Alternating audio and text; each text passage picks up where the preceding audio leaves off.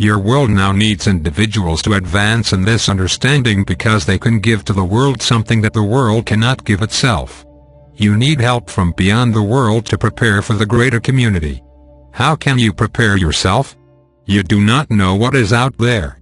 You do not know the political and economic situation as it exists even within your part of the universe. You do not know how to defend yourself, and you do not know who to defend yourself against. How will you tell who is friendly and who is not? Your visitors will be able to present any number of images or demonstrations to you. How will you know what they are doing unless you can read their intelligence? And how can you read their intelligence if you are not developed in the mental environment? How can you discern their purpose if you are not skilled in the greater community way of knowledge? How can you match a race that is thousands of years more advanced than you in technology?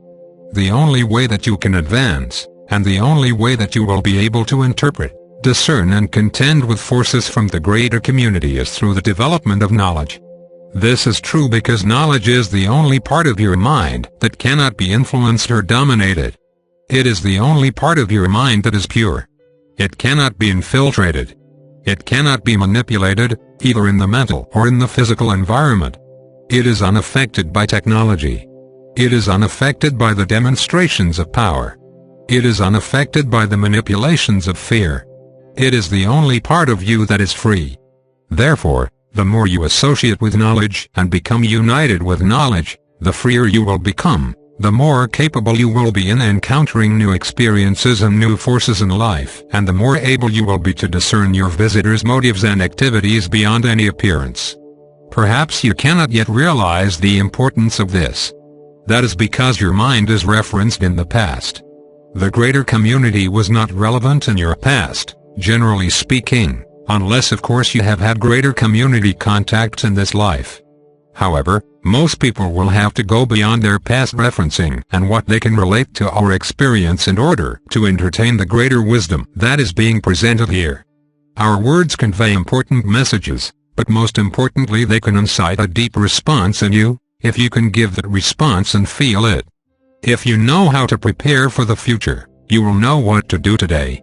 If you know what to do today, you will be freed from what you did yesterday. For your future will be unlike your past, very unlike your past. Your future will give you possibilities and challenges that your ancestors never dreamed of. You have allies in the greater community. They understand what you will be facing. They have faced these things themselves. They understand what you will have to contend with, for they have had to contend with these things themselves.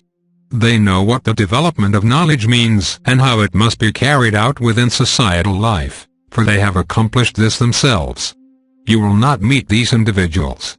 They will not jump on board a spacecraft and travel the long distance to your planet. They will not come and speak to the President of the United States or the United Nations or any government or group here. But they do speak to those who can be initiated into knowledge. And they speak through means that can bridge the great gulf of time and space. They do not travel about dispensing and preaching wisdom. Their ideas come via a different kind of a network that is out of reach to even the skillful in planetary governments. We assure you, there are many skillful individuals and groups in the greater community who, if you encountered them without your being strong with knowledge, would be able to discern and control your thoughts and make you think what they want you to think. They are that powerful and effective. As you can now influence and manipulate your physical environment to a certain degree, they have learned to influence and manipulate the mental environment to an even greater degree. But they cannot influence knowledge. In fact, they may not even be aware of knowledge. Perhaps you are beginning to get an image or an idea of what is being presented here. There is an effort in the greater community to foster good. It represents the way God works in physical existence, which is behind the scenes and through inspired individuals. God does not intervene. God does not control everything for everyone because God is wise. God knows better. God works behind the scenes through inspired individuals and through united relationships at all levels, at the level of individuals, families, groups, cities, nations and worlds.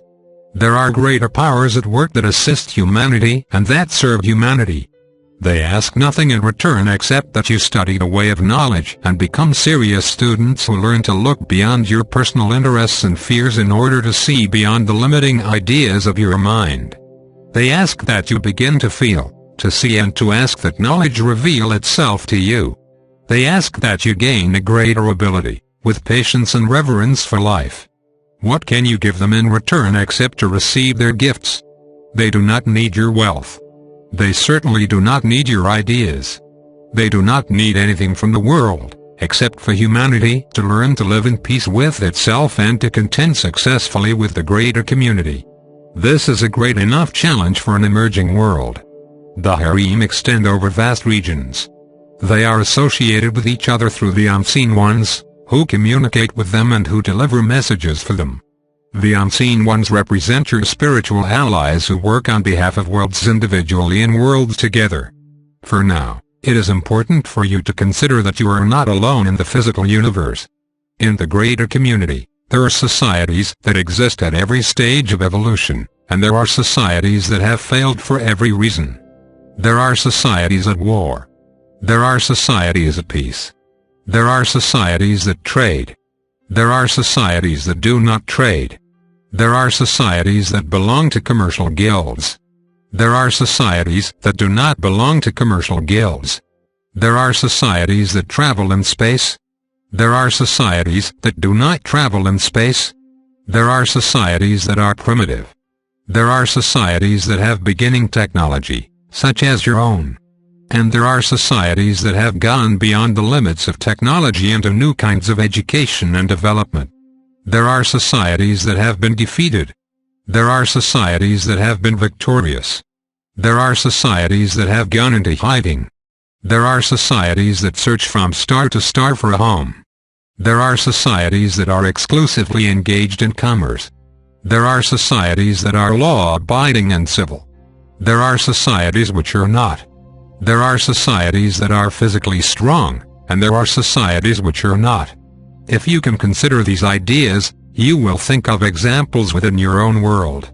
Yet consider how much greater is the panorama of life in the greater community, and how much stronger are the opposing forces there. One benefit here is that the physical universe is quite large. And though space travel is actively carried on, more actively in certain areas than in others, no one can get around that quickly.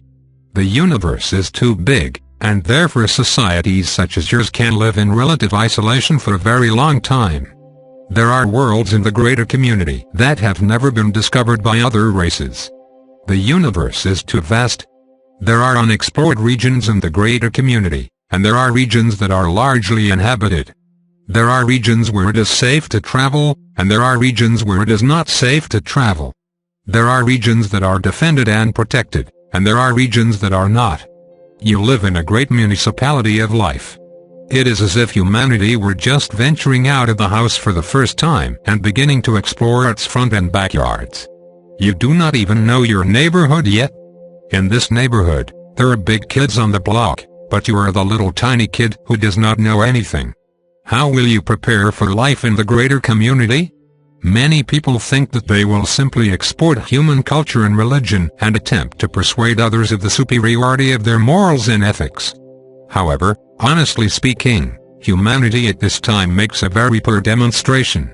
Its great accomplishment is occurring on the individual level and on the level of small groups and associations. On the level of nations and races and cultures, your behavior is still very primitive and brutish. We are not being cruel here. We are simply giving you a greater community perspective. How will you prepare for the greater community? You will prepare through knowledge. Technologically you are way behind. In your social cohesion you are way behind. You are just beginning to realize the need now for a world community.